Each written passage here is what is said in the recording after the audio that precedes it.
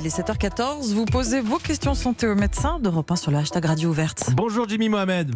Bonjour Mathieu, bonjour à toutes et à tous. Est-ce que la viande peut être un mode de transmission ? Est-ce que les travailleurs peuvent contaminer la viande ? Évidemment, ces clusters dans les abattoirs dont nous parlions dans le journal et ces questions sanitaires qui se posent, Jimmy. Même si on ne connaît pas pour l'instant l'origine de la contamination, il n'y a clairement pas de risque lié à la viande ni aux animaux, même si on a su qu'on pouvait éventuellement contaminer des chats ou des chiens. Ce qu'on sait en revanche, c'est que cette question des abattoirs, on retrouve exactement cette même problématique dans le monde entier, aux États-Unis, au Canada, en Espagne ou même en Irlande. Ça posera donc la question du dépistage de ces travailleurs. Peut-être il faudrait faire des prélèvements de façon hebdomadaire, mais seul l'avenir nous le dira. Et puis on peut tirer quelques enseignements. Le premier, c'est que l'épidémie n'est clairement pas terminée et que ces clusters vont faire l'épidémie et non pas l'inverse. Et puis on se rend compte que ce virus se développe plus facilement lorsqu'il y a de la proximité dans un lieu clos avec de nombreuses personnes dans une même pièce, avec parfois un système de ventilation un peu inefficace.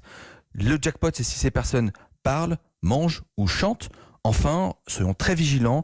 Si vous remarquez bien tous ces clusters, pas simplement dans les abattoirs, dans l'immense majorité des cas, ils surviennent dans des zones vertes et non pas des zones rouges classées par le gouvernement, ce qui veut donc dire que le virus continue de circuler et qu'il faudrait peut-être renforcer les mesures de distanciation physique et surtout de porter un masque dans tous les lieux clos. Soyons patients, mais pour l'instant, pas de risque lié à cette contamination par rapport à la viande. Merci beaucoup Jimmy Mohamed, le docteur Jimmy Mohamed qui répond à vos questions sur Europe 1 juste après le journal de 7h et que l'on retrouve à 15h avec Mélanie Gomez dans Sans Rendez-vous, l'émission santé, 7h15.